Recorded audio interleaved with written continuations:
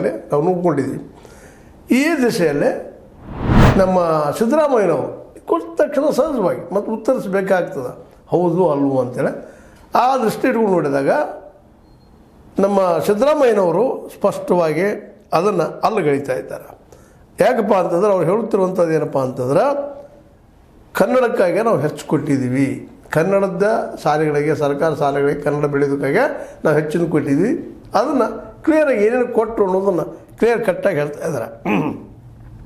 ಸರ್ಕಾರ 2025-26ನೇ ಸಾಲಿನ ಪ್ರಾಥಮಿಕ ಮತ್ತು ಪ್ರೌಢ ಶಿಕ್ಷಣ ಇಲಾಖೆಗೆ 34,438 ಕೋಟಿ, 32 ಕೋಟಿ ಅಲ್ಲ, 34,438 ಕೋಟಿ ಮತ್ತು ಸಮಾಜ ಕಲ್ಯಾಣ ಮತ್ತಿತರ ಇಲಾಖೆಗಳಿಗೆ ಸೇರಿದ ಶಾಲೆಗಳಿಗೆ 4,150 ಕೋಟಿ, ಹೀಗೆ ಕನ್ನಡ ಭಾಷೆ ಶಾಲೆಗಳಿಗಾಗಿ ಒಟ್ಟು 38,688 ಕೋಟಿ ನೀಡಿದೆ.